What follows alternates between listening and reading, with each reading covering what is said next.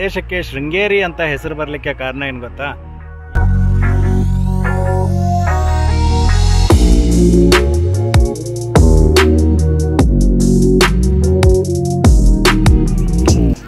Fish ನೋಡುವ, ನೋಡಿ ಎಷ್ಟು ದೊಡ್ಡದಿದೆ. ಓ, ಎಷ್ಟು ದೊಡ್ಡದಿದೆಯಲ್ಲ.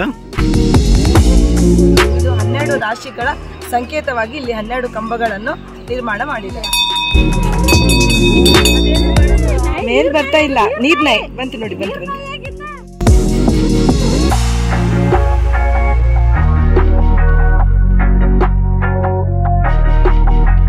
ಹಾಯ್, ಹಲೋ, ನಮಸ್ಕಾರ ಸ್ನೇಹಿತರೆ. ನೀವು ನೋಡ್ತಿದ್ದೀರಾ YouTube channel AK Kannada vlogs. ಸ್ನೇಹಿತರೆ, ಇವತ್ತು ನಾವು ಮಲೆನಾಡಲ್ಲಿದ್ದೇವೆ. ವಾತಾವರಣ ಕೂಡ ತುಂಬ ಚೆನ್ನಾಗಿದೆ. ನೋಡಿ, ಇವತ್ತು ಮಲೆನಾಡಲ್ಲಿ ಈಗ ಮಳೆ ಆಗ್ತಾ ಇದೆ. ಮಳೆ ಟೈಮಲ್ಲಿ ಮಲೆನಾಡಲ್ಲಿರೋದು ತುಂಬ ಖುಷಿಯಾಗುತ್ತೆ. ಮಳೆಗಾಲ ಅನ್ನೋದಕ್ಕಿಂತ ಬೇಸಿಗೆ ಕಾಲನೇ ಇದು. ಬೇಸಿಗೆ ಕಾಲದಲ್ಲಿ ಇಲ್ಲಿ ಎಷ್ಟು ಚೆನ್ನಾಗಿದೆ ವಾತಾವರಣ ಅಂತ, ತುಂಬ ಚೆನ್ನಾಗಿದೆ. ಹೌದು. ಹಾಗೆ ಸ್ನೇಹಿತರೆ, ಮಲೆನಾಡಿಗೆ ಹೇಗೆ ಬಂದಿದ್ದೇವೆ ಅಂತಂತಂದರೆ, ನಿಮಗೆ ಗೊತ್ತಿರೋ ಹಾಗೆ ಶ್ರೀ ಗುರು ಆದಿಶಂಕರಾಚಾರ್ಯರು ಭಾರತದಾದ್ಯಂತ ತುಂಬ ದೇವಸ್ಥಾನಗಳನ್ನು ಕಟ್ಟಿಸಿದ್ದಾರೆ. ಅದರಲ್ಲಿ 4 ಪ್ರಸಿದ್ಧ ಶಕ್ತಿಪೀಠಗಳಿದ್ದಾವೆ. ಸೊ ಅದು ಯಾವುದಂತಂದರೆ, ಒಂದು ದಕ್ಷಿಣ ಭಾರತದಲ್ಲಿರ್ತಕ್ಕಂಥ ಶೃಂಗೇರಿ ಶಕ್ತಿಪೀಠ, ಹಾಗೆ ಎರಡನೇದ್ದು ಪೂರ್ವದಲ್ಲಿರ್ತಕ್ಕಂತಹ ಪುರಿ ಜಗನ್ನಾಥ ದೇವಸ್ಥಾನದ ಶಕ್ತಿಪೀಠ. ಉತ್ತರದಲ್ಲಿ ನೀವು ಬದ್ರಿನಾಥನ್ ನೋಡ್ಬೋದು, ಹಾಗೆ ಪಶ್ಚಿಮದಲ್ಲಿ ನೀವು ದ್ವಾರಕವನ್ನು ನೋಡ್ಬೋದು. ಈ 4 ದಿಕ್ಕುಗಳಲ್ಲಿ 4 ಶಕ್ತಿಪೀಠಗಳನ್ನು ಶಂಕರಾಚಾರ್ಯರು ಸ್ಥಾಪನೆ ಮಾಡಿದ್ದಾರೆ. ಸೊ ಹಾಗಿದ್ರೆ ಬನ್ನಿ ಸ್ನೇಹಿತರೆ, ಇವತ್ತು ನಾವು ಮಲೆನಾಡಲ್ಲಿರೋದರಿಂದ ದಕ್ಷಿಣದಲ್ಲಿ ಸ್ಥಾಪಿತವಾದಂಥ ಮೊದಲ ಶಕ್ತಿಪೀಠ ಶೃಂಗೇರಿಯ ಶಾರದಾಂಬ, ಸೊ ಆ ದೇವಸ್ಥಾನಕ್ಕೆ ನಿಮ್ಮನ್ನು ಕರ್ಕೊಂಡು ಹೋಗ್ತಾ ಇದ್ದೇವೆ. ಬನ್ನಿ, ಈ ವಿಡಿಯೋ ಮೂಲಕ ನಿಮಗೂ ಕೂಡ ಶ್ರೀ ಶಾರದಾಂಬೆಯ ದರ್ಶನವನ್ನು ಮಾಡಿಸ್ತೇವೆ. ಮುಂಚೆ ಈ ಗೋಪುರದ ಒಳಗಡೆಯಿಂದ ನಾವು ಎಂಟ್ರಿ ತಗೋತಾ ಇದ್ವಿ ಸ್ನೇಹಿತರೆ. ಸೊ ಈಗ ಅದು ಸ್ವಲ್ಪ ಮೇಂಟೆನೆನ್ಸ್ ಮಾಡ್ತಾ ಇದ್ದಾರೆ, ಅದಕ್ಕಾಗಿ ಎಂಟ್ರಿ ಈ ಕಡೆಯಿಂದ ಕೊಟ್ಟಿದ್ದಾರೆ. ಬನ್ನಿ ಒಳಗೆ ಹೋಗುವ. ಎರಡೂ ಸೈಡಲ್ಲಿ ಯಾತ್ರಿ ನಿವಾಸಗಳಿವೆ ತುಂಬ. ಹೌದು, ತುಂಬ ಯಾತ್ರಿ ನಿವಾಸಗಳಿದ್ದಾವೆ ಇಲ್ಲಿ. ಇಳಿದುಕೊಳ್ಳಲಿಕ್ಕೆ ತುಂಬ ವ್ಯವಸ್ಥೆ ಇದೆ.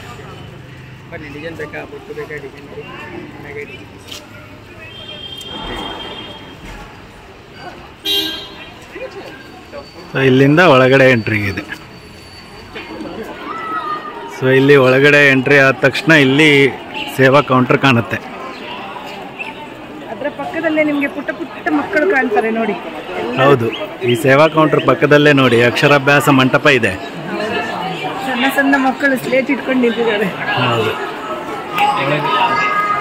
ಇಲ್ಲೆಲ್ಲ ಸೇವಾ ವಿವರಗಳನ್ನು ಡೀಟೇಲ್ ಆಗಿ ಹಾಕಿದ್ದಾರೆ, ನೀವು ನೋಡ್ಬೋದು ಇಲ್ಲಿ.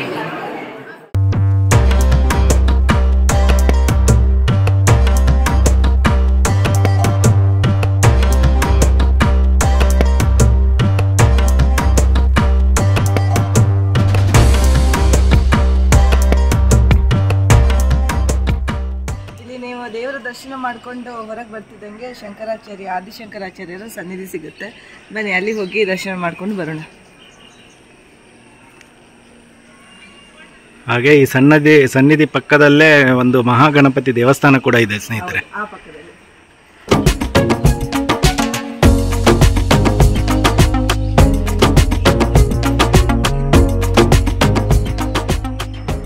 ತೋರಣ ಗಣಪತಿ ದೇವಸ್ಥಾನ ಎದಕ್ಕಂತಾರಂದ್ರೆ, ಇದು ದ್ವಾರದ ಮುಂಭಾಗದಲ್ಲಿ ಇರೋದ್ರಿಂದ ತೋರಣ ಗಣಪತಿ ಅಂತ ಕರೀತಾರೆ. ಸೊ ಇದನ್ನ ಜಗದ್ಗುರು ಶ್ರೀ ಭಾರತೀ ತೀರ್ಥ ಮಹಾಸ್ವಾಮಿಗಳವರು 2014ನೇ ಇಸ್ವಿಯಲ್ಲಿ ಕುಂಭಾಭಿಷೇಕವನ್ನು ಮಾಡ್ತಾರೆ. ನೋಡಿ ಅಲ್ಲೇನು ಕಾಣ್ತಾ ಇದೆಯಲ್ಲ, ಅದೇ ತೋರಣ ಗಣಪತಿ. ಸೊ ದ್ವಾರದ ಮೇಲೆ ಇರುವುದರಿಂದ ಇದಕ್ಕೆ ತೋರಣ ಗಣಪತಿ ಅಂತ ಕರೀತಾರೆ. ಇಲ್ಲಿ ಆದಿಶಂಕರಾಚಾರ್ಯರ ದೇವಸ್ಥಾನ ಇದೆ, ನಂತರ ತೋರಣ ಗಣಪತಿ ದೇವಸ್ಥಾನ ಇದೆ. ಅಲ್ಲಿಂದ ಸ್ವಲ್ಪ ಮುಂದೆ ಬರ್ತಿದ್ದಂಗೆ ನಿಮಗೆ ಭೋಜನಾಲಯ ಸಿಗುತ್ತೆ. ಭೋಜನಾಲಯದಲ್ಲಿ 12:15ರಿಂದ 2:30 ತನಕ ಮಧ್ಯಾಹ್ನದ ಊಟ ಇರುತ್ತೆ. ಹಾಗೆಯೇ ರಾತ್ರಿ 7:15ರಿಂದ 8:15 ತನಕನೂ ಊಟದ ವ್ಯವಸ್ಥೆ ಇಲ್ಲಿ ಇರುತ್ತೆ. ಹಾಗೆ ಸ್ನೇಹಿತರೆ, ನಿಮಗೆ ಈ ಶಾರದಾ ಪೀಠದ ಮಾಹಿತಿ ಏನಾದರೂ ಬೇಕಾದರೆ ಇಲ್ಲಿ ಜಗದ್ಗುರು ಶಂಕರಾಚಾರ್ಯರ ಮಹಾಸಂಸ್ಥಾನ ಪೀಠ ಇದೆ. ಸೊ ಇಲ್ಲಿ ಆಫೀಸಲ್ಲಿ ನಿಮಗೆ ಎಲ್ಲ ಬುಕ್ಸ್ಗಳು ಸಿಗ್ತದೆ. ಶಾರದಾ ದೇವಿಯನ್ನು ವಿದ್ಯಾ ಸರಸ್ವತಿ ಅಂತಲೂ ಕರೀತಾರೆ. ಅದಕ್ಕೋಸ್ಕರನೇ ಇಲ್ಲಿ ಮುಖ್ಯವಾದ ಸೇವೆ ಅಂದರೆ ಇಲ್ಲಿ ಅಕ್ಷರಾಭ್ಯಾಸ ಮಾಡಿಸ್ತಾರೆ. ಸಣ್ಣ ಮಕ್ಕಳಿಗೆ ಅಕ್ಷರಾಭ್ಯಾಸವನ್ನು ಮಾಡಿಸ್ತಾರೆ. ಬನ್ನಿ ಅದನ್ನು ನೋಡೋಣ. ಸಣ್ಣ ಮಕ್ಕಳಿದ್ದಾರೆ ನೋಡಿ. ಸ್ನೇಹಿತರೆ, ಈ ಅಕ್ಷರಾಭ್ಯಾಸ ಮಾಡಿಸಲು ಎಷ್ಟು ವರ್ಷದ ಮಕ್ಕಳು ಕೂಡ ಬೇಕಾದರೆ ಬರ್ಬೋದು. ಇಲ್ಲಿ ಅಕ್ಷರಾಭ್ಯಾಸ ಸೇವೆ ಮಾಡಿಸಲು 500 ರೂಪಾಯಿ ಪೇ ಮಾಡಬೇಕಾಗುತ್ತೆ. ನೋಡಿ ನೋಡ್ಲಿಕ್ಕೆ ಮೈಸೂರು ಅರಮನೆ ತರ ಇದೆಯಲ್ಲ. ಹೌದು. ಆ ಕಂಬಗಳು ಎಲ್ಲ ಮೈಸೂರು ಅರಮನೆಯಲ್ಲಿ ಹಾಗೇನೇ ಇದೆ, ಸೇಮ್. ಬನ್ನಿ, ಇಲ್ಲಿ ಆನೆ ಉಂಟು.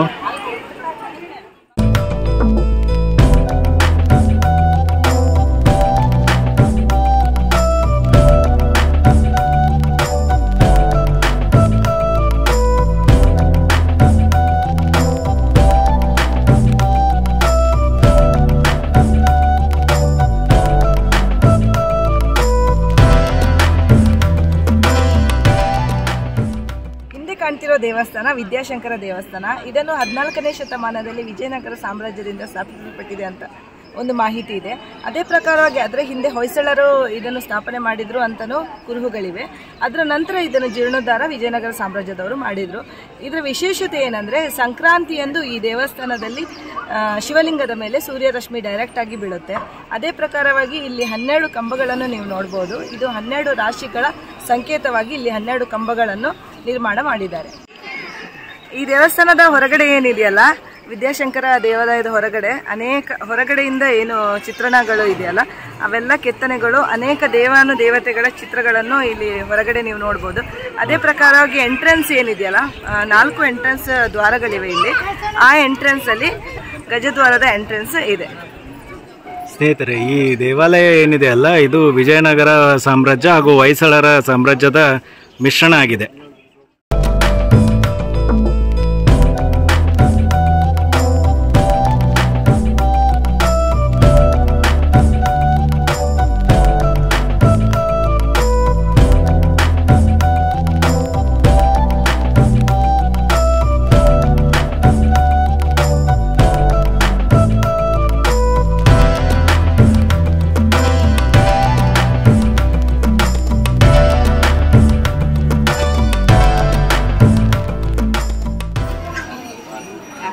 ಇಲ್ಲಿ ಶ್ರೀ ಆಂಜನೇಯ ಸ್ವಾಮಿ ದೇವಾಲಯ, ಗರುಡ ದೇವರು. ಇಲ್ಲಿ ಮೀನುಗಳನ್ನ ನೋಡ್ಕೊಂಡ್ ಬರೋಣ ಬನ್ನಿ.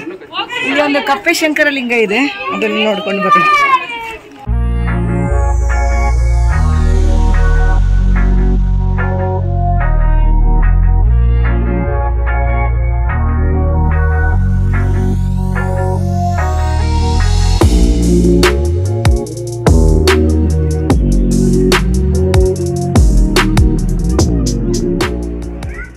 ಇದು ಕಪ್ಪೆ ಶಂಕರ ಲಿಂಗ. ಇದಕ್ಕೂ ಒಂದು ಸ್ಟೋರಿ ಇದೆ ಸ್ನೇಹಿತರೆ. ನೋಡಿ, ಅಲ್ಲಿ ಮಧ್ಯದಲ್ಲಿ ಸುಳಿಯೋದು. ಇದು ತುಂಬಾ ಅಂಡರ್ಗ್ರೌಂಡ್, ಇದು ನೀರು ತಿರ್ತದೆ ನೋಡಿ ಅಲ್ಲಿ. ಹೌದೌದೌದು. ಈ ಮೀನಿಗೆ ಈ ಶಾರದಮ್ಮನವ್ರದ್ದು ದೈವ ಶಕ್ತಿ ಜಾಗ ಇದು. ಅಂತ ಹೊಳಿ ಬಂದ್ರೆ ಈ ಜಾಗ ಬಿಟ್ಟು ಬೇರೆ ಕಡೆಗೆ ಎಲ್ಲಿ ಹೋಗಲ್ಲ. ಅದಕ್ಕೆ ಶೃಂಗೇರಿಯಲ್ಲಿ ಹೆಸರುವಾಸಿ ಮೀನು ನೋಡೋದೇ ಮೈನ್.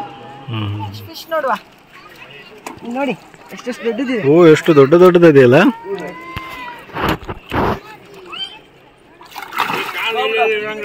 ಈ ಪ್ರದೇಶ ಏನಿದೆಯಲ್ಲ, ಕರ್ನಾಟಕದ ಚಿಕ್ಕಮಗಳೂರು ಜಿಲ್ಲೆಯ ಶೃಂಗೇರಿ ಎಂಬಲ್ಲಿ ಈ ಪ್ರದೇಶ ಇದೆ. ಶೃಂಗೇರಿ ಶಾರದಾಂಬ ದೇವಸ್ಥಾನ ಏನಿದೆಯಲ್ಲ, ಇದು ಒಂದು ಪ್ರಮುಖ ಶಕ್ತಿಪೀಠಗಳಲ್ಲಿ ಒಂದು, ಕರ್ನಾಟಕದ ಪ್ರಮುಖ ದೇವಸ್ಥಾನಗಳಲ್ಲಿ ಮುಖ್ಯವಾದ ದೇವಸ್ಥಾನ ಅಂತಲೇ ಹೇಳ್ಬೋದು.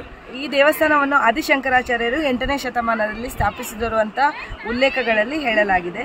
ಅದೇ ಪ್ರಕಾರವಾಗಿ ಶಂಕರಾಚಾರ್ಯರು ದಕ್ಷಿಣದಿಂದ ಉತ್ತರಕ್ಕೆ ಯಾತ್ರೆ ಮಾಡ್ತಾ ಇರ್ತಾರೆ.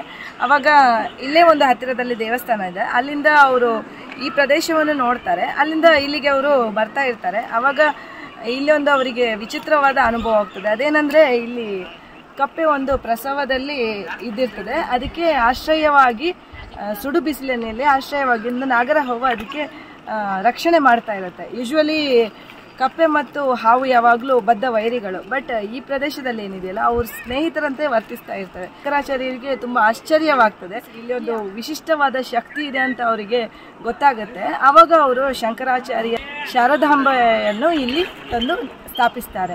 ಇದು ಭಾರತ ದೇಶದ ಪ್ರಥಮ ಶಂಕರಾಚಾರ್ಯ ಸ್ಥಾಪಿತ ಪೀಠವಾಗಿದೆ. ಹಾಗೂ ಅದೇ ರೀತಿ ಇನ್ನೂ ಅನೇಕ ಪೀಠಗಳನ್ನು ಅವರು ಸ್ಥಾಪಿಸಿದ್ದಾರೆ. ಆಗಲೇ ನಾವು ಹೇಳಿದ್ದೀವಿ, 4 ಶಕ್ತಿ ಪೀಠಗಳನ್ನು ಅವರು ಒಂದೊಂದು ದಿಕ್ಕಿಗೆ ಒಂದೊಂದು ಆಧಾರವಾಗಿ ಅವರು ಶಕ್ತಿಪೀಠಗಳನ್ನು ಸ್ಥಾಪಿಸಿದ್ದಾರೆ. ಶಂಕರಾಚಾರ್ಯರು ಮೊದಲಿಗೆ ಶ್ರೀಗಂಧದ ಮರದ ಮೂರ್ತಿಯನ್ನು ಇಟ್ಟು ಪ್ರತಿಷ್ಠಾಪನೆ ಮಾಡಿದ್ರು ಇಲ್ಲಿ. ನಂತರದ ದಿನಗಳಲ್ಲಿ ಅದು ಶ್ರೀಗಂಧದ ಮರದ ಮೂರ್ತಿಯನ್ನು ತೆಗೆದು ಈಗ ಚಿನ್ನದ ಮೂರ್ತಿಯನ್ನು ಇಟ್ಟು ಪೂಜಿಸ್ತಾ ಇದ್ದಾರೆ. ಹೌದು. ಒಳಗಡೆ ದೇವಿಯ ಮೂರ್ತಿ ತುಂಬಾ ಸುಂದರವಾಗಿದೆ ಸ್ನೇಹಿತರೆ. ತುಂಬಾನೇ ಚೆನ್ನಾಗಿದೆ. ಒಳಗಡೆ ಹೋದ ತಕ್ಷಣ ಅದೊಂದು ವೈಬ್ರೇಷನ್ಸ್ ಏನೋ ಹೇಳ್ತೀವಲ್ಲ, ಅದು ವೈಬ್ರೇಷನ್ಸ್ ಫೀಲ್ ಆಗುತ್ತೆ ಶಾರದಾ ದೇವಸ್ಥಾನದಲ್ಲಿ ಬಂದಾಗ. ಮತ್ತೆ ಅದೇ ರೀತಿ ಸ್ನೇಹಿತರೆ, ಇಲ್ಲಿ ನದಿಯಲ್ಲಿ ಬಂದು ಈಗೇನು ನಾವು ನಿಂತಿದ್ದೀವಲ್ಲ, ಈ ನದಿಯಲ್ಲಿ ಮೀನುಗಳಿಗೆ ಆಹಾರ ಏನು ಕೊಡ್ತೀವಲ್ಲ, ಸೊ ಅದು ಎಷ್ಟೊಂದು ಖುಷಿ ಕೊಡುತ್ತೆ. ಮಕ್ಕಳಿಗೂ ಕೂಡ ತುಂಬ ಖುಷಿ ಆಗ್ತದೆ. ಇಲ್ಲಿ ಆಗಲೇ ನಾವು ನೋಡಿದ್ವಿ, ತುಂಬ ಮಕ್ಕಳು ಮೀನಿಗೆ ಎಲ್ಲ ಫುಡ್ ಕೊಡ್ತಾ ಇದ್ರು. ಸೊ ತುಂಬ ಖುಷಿಯಲ್ಲಿದ್ದರು. ಇದೇನ ನೀವು ನದಿ ನೋಡ್ತಾ ಇದ್ದೀರಲ್ಲ, ಇದು ತುಂಗಾ ನದಿ. ಇದೇ ಮುಂದೆ ಹೋಗಿ ಭದ್ರಾ ನದಿ ಜೊತೆ ಸೇರುತ್ತೆ. ಹಾಗೆ ಇದು ತುಂಗಭದ್ರಾ ನದಿಯಾಗಿ ಉತ್ತರ ಕರ್ನಾಟಕದಲ್ಲಿ ಹರಿದು ಹಿಂದೂ ಮಹಾಸಾಗರಕ್ಕೆ ಸೇರ್ಕೊಳ್ಳುತ್ತೆ. ಹಾಗೂ ಈ ದೇವಸ್ಥಾನ ಒಂದೇ ದೇವಸ್ಥಾನ ಅಲ್ಲ, ತುಂಬಾ ಸಮೂಹಗಳ ದೇವಸ್ಥಾನ ಅಂತಲೇ ಹೇಳ್ಬೋದು. ತುಂಬಾ ದೇವರುಗಳ ಸಣ್ಣ ಸಣ್ಣ ಗುಡಿಗಳನ್ನು ನಾವು ಈ ಆವರಣದಲ್ಲಿ ಕಾಣಬಹುದು. ಈ ಪ್ರದೇಶಕ್ಕೆ ಶೃಂಗೇರಿ ಅಂತ ಹೆಸರು ಬರಲಿಕ್ಕೆ ಕಾರಣ ಏನು ಗೊತ್ತಾ? ಇಲ್ಲಿ ಋಷಿಶೃಂಗರು ತಪಸ್ಸು ಮಾಡಿದ್ರಂತ ಒಂದು ಪ್ರತೀತಿ ಇದೆ. ಸೊ ಅದಕ್ಕಾಗಿಯೇ ಈ ಪ್ರದೇಶಕ್ಕೆ ಶೃಂಗೇರಿ ಅಂತ, ಅಂದ್ರೆ ಋಷಿಶೃಂಗರು ತಪಸ್ಸು ಮಾಡಿದ ಸ್ಥಳ ಅನ್ಲಿಕ್ಕೆ ಇದು ಶೃಂಗೇರಿಯಾಗಿ ಈಗ ಕರಿತಾ ಇದ್ದೇವೆ. ಹಾಗೆ ಸ್ನೇಹಿತರೆ, ನೀವು ಶೃಂಗೇರಿಗೆ ಬರ್ಬೇಕಂತಂದ್ರೆ ಇದು ಬೆಂಗಳೂರಿನಿಂದ ಸುಮಾರು ಒಂದು 320 ಕಿಲೋಮೀಟರ್ ದೂರ ಇದೆ. ಹಾಗೆ ಮಂಗಳೂರಿನಿಂದ ಸುಮಾರು ಒಂದು 111 ಕಿಲೋಮೀಟರ್ ಅಂತರದಲ್ಲಿದೆ. ಸೊ ಹತ್ತಿರದ ರೈಲ್ವೆ ನಿಲ್ದಾಣ ಬಂದ್ಬಿಟ್ಟು ಶಿವಮೊಗ್ಗ ರೈಲ್ವೆ ನಿಲ್ದಾಣ. ಇದು ಒಂದು 90 ಕಿಲೋಮೀಟರ್ ದೂರದಲ್ಲಿದೆ ನಿಮಗೆ. ಆಮೇಲೆ ಶೃಂಗೇರಿ ಬಸ್ ಸ್ಟ್ಯಾಂಡ್ನಿಂದ ಇಲ್ಲಿ ಬರಲಿಕ್ಕೆ ಕೂಡ ಲೋಕಲ್ ಆಟೋಗಳು ಸಿಗ್ತದೆ. ದೇವಸ್ಥಾನಕ್ಕೆ ಬರಲಿಕ್ಕೆ ತುಂಬಾ ಹತ್ತಿರ. ದೇವಸ್ಥಾನದಿಂದ ಒಂದು ಅರ್ಧ ಕಿಲೋಮೀಟರ್ ಆಗ್ಬೋದು, ಅರ್ಧ ಕಿಲೋಮೀಟರ್ ಅಷ್ಟು ದೂರದಲ್ಲಿದೆ ದೇವಸ್ಥಾನಕ್ಕೆ ಬಸ್ ಸ್ಟ್ಯಾಂಡ್. ಕಾರ್ಕಳದಿಂದ ತುಂಬಾ ಬಸ್ಗಳಿದೆ. ಕಾರ್ಕಳಕ್ಕೆ ನೀವು ಬಂದ್ರೆ ಏನಾದರೂ ಇಲ್ಲಿ ಕನೆಕ್ಟಿವಿಟಿ ಬಸ್ಗಳು ತುಂಬಾ ಇದೆ ಶೃಂಗೇರಿಗೆ. ಹಾಗೆ ನೀವು ಶೃಂಗೇರಿಗೆ ಬಂದರೆ ಶೃಂಗೇರಿ ಹತ್ತಿರದಲ್ಲಿ ನಿಮಗೆ ಒಂದು 50 ಕಿಲೋಮೀಟರ್ ಸರೌಂಡಿಂಗಲ್ಲಿ ನೀವು ಆಗುಂಬೆ ಹೋಗ್ಬೋದು. ಹಾಗೆ ಹೊರನಾಡು ಅನ್ನಪೂರ್ಣೇಶ್ವರಿ ದೇವಸ್ಥಾನ ವಿಸಿಟ್ ಮಾಡ್ಬೋದು. ಅದೇ ರೀತಿ ಇಲ್ಲಿ ಕವಿಶೈಲ, ಅಂದರೆ ನಮ್ಮ ಕುವೆಂಪು ಅವರು ಹುಟ್ಟಿದ ಸ್ಥಳ. ಸೊ ಆ ಕವಿಶೈಲ ಕವಿಮನೆಯನ್ನು ಕೂಡ ನೀವು ನೋಡಿ ಬರ್ಬೋದು. ಹಾಗೆ ಮಳೆಗಾಲಕ್ಕೆ ಬಂದ್ರೆ ನಿಮ್ಗೆ ಅನೇಕ ಫಾಲ್ಸ್ಗಳನ್ನು ನೋಡ್ಬೋದು. ಹನುಮಾನ್ ಗುಂಡಿ ಆಗಿರ್ಬೋದು, ಸಿರಿಮನೆ ಫಾಲ್ಸ್ ಆಗಿರ್ಬೋದು, ಇವೆಲ್ಲ ತುಂಬಾ ಹತ್ರದಲ್ಲೇ ಇದೆ ಶೃಂಗೇರಿಗೆ. ಹಾಗೆ ಸ್ನೇಹಿತರೆ, ಶೃಂಗೇರಿಯ ಶಾರದಾಂಬಾ ದೇವಸ್ಥಾನದ ಟೈಮಿಂಗ್ ಬಂದ್ಬಿಟ್ಟು ದೇವಸ್ಥಾನ ಬೆಳಗ್ಗೆ 6 ಗಂಟೆಗೆ ಓಪನ್ ಆಗುತ್ತೆ. ಬೆಳಗ್ಗೆ 6 ಗಂಟೆಯಿಂದ ಮಧ್ಯಾಹ್ನ 2 ಗಂಟೆವರೆಗೂ ಓಪನ್ ಇರುತ್ತೆ. ನಂತರ 2 ಗಂಟೆಯಿಂದ 4 ಗಂಟೆಗೆ ಕ್ಲೋಸ್ ಆಗುತ್ತೆ. ಮತ್ತೆ ತಿರ್ಗಾ 4 ಗಂಟೆಯಿಂದ 9 ಗಂಟೆವರೆಗೂ ದೇವಸ್ಥಾನ ಓಪನ್ ಆಗಿರುತ್ತೆ.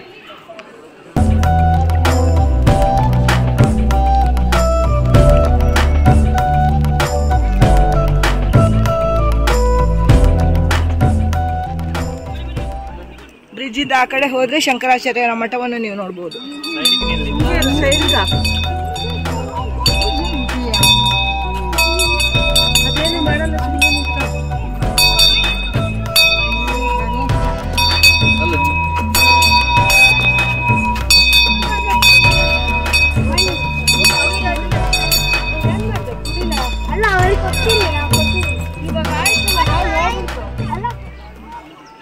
ಇಲ್ಲಿ ನೋಡಿ ನದಿ ಹರಿಯೋದು ಮೇಲಿಂದ, ಬ್ರಿಡ್ಜ್ ಮೇಲಿಂದ.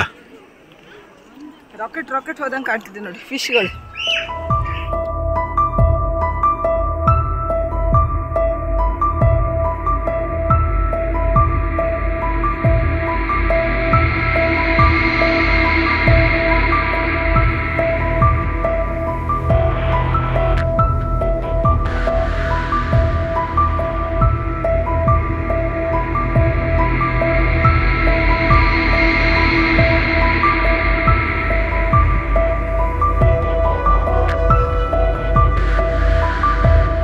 ಬರ್ತಾ ಇಲ್ಲ, ನೀರ್ನೇ ಬಂತು ನೋಡಿ, ಬಂತು.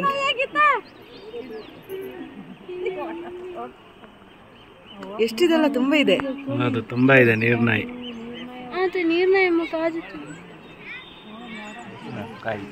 ಎಲ್ಲಿ ಉಂಟು? ಇಲ್ಲಿ ಹಲಸಿನಕಾಯಿ ಉಂಟಾ? ತುಂಬಾ ಉಂಟು ಹಲಸಿನಕಾಯಿ.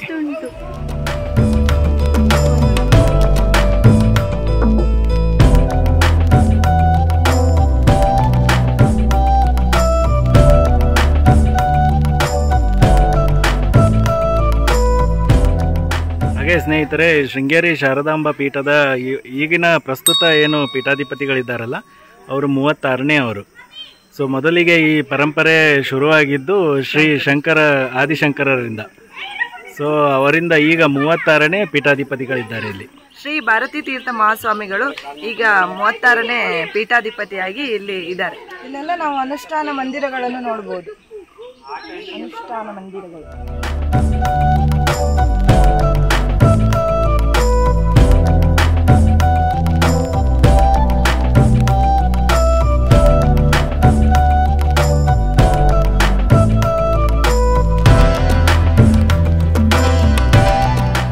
ಆದಿಶಂಕರಾಚಾರ್ಯರು ಅದ್ವೈತ ಸಿದ್ಧಾಂತದ ಸಂಸ್ಥಾಪಕರಾಗಿದ್ದಾರೆ.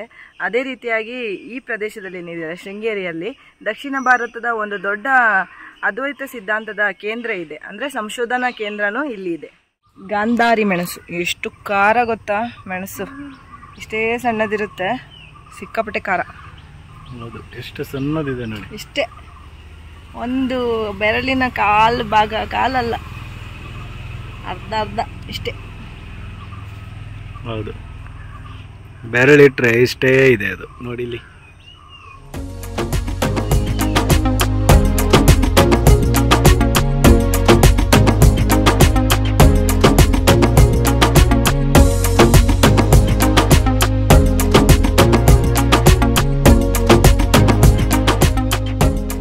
ರಂಜು ದೇವಸ್ಥಾನ ನೋಡಿದ್ದಿ?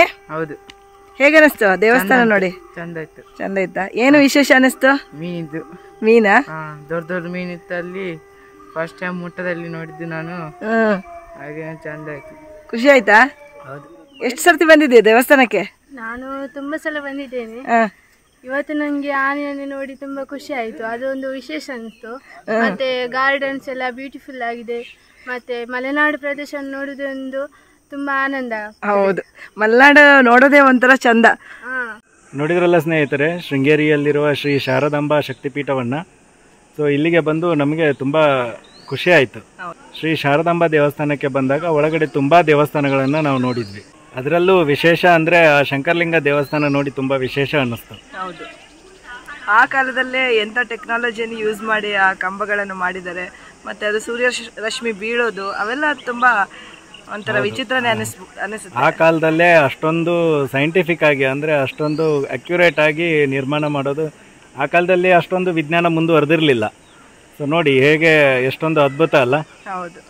ಹಾಗೆ ಸ್ನೇಹಿತರೆ, ನೀವು ಕೂಡ ಈ ಶಾರದಾಂಬಾ ದೇವಸ್ಥಾನಕ್ಕೆ ಬನ್ನಿ, ಶಾರದಾಂಬಾ ದೇವಿಯ ಆಶೀರ್ವಾದಕ್ಕೆ ಪಾತ್ರರಾಗಿ ಅಂತ ಹೇಳ್ತಾ ಇವತ್ತಿನ ಲಾಗನ್ನ ಇಲ್ಲಿಗೆ ಮುಗಿಸ್ತಾ ಇದ್ದೀವಿ. ಹಾಗೆ ಹೊಸದಾಗಿ ಯಾರೆಲ್ಲ ನಮ್ಮ ವಿಡಿಯೋವನ್ನು ನೋಡ್ತಾ ಇದ್ರೆ ಸಬ್ಸ್ಕ್ರೈಬ್ ಮಾಡಿ ಅಂತ ಹೇಳ್ತಾ ಇವತ್ತಿನ ಲಾಗನ್ನ ಇಲ್ಲಿಗೆ ಎಂಡ್ ಮಾಡ್ತಾ ಇದ್ದೀವಿ. Bye bye friends.